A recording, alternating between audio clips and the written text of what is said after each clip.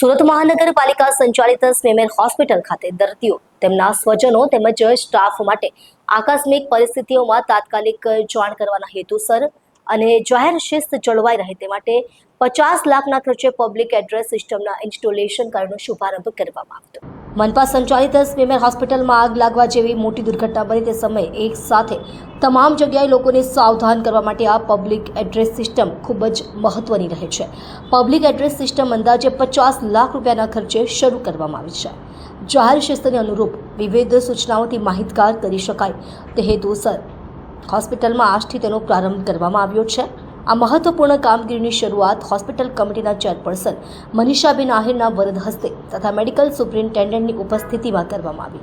આ public address system અંદાજે ₹50 લાખના ખર્ચે સ્થાપિત કરવામાં આવી છે, જેનાથી સમગ્ર હોસ્પિટલ પરિસરમાં તાત્કાલિક જાહેરાતો, સૂચનાઓ તેમજ જરૂરી માહિતીઓ સરળતાથી પહોંચાડવી શક્ય બનશે. આથી દર્દીઓની સુવિધામાં વધારો થશે તેમજ હોસ્પિટલમાં કામગીરી વધુ વ્યવસ્થિત રીતે સંચાલિત થવા પામશે.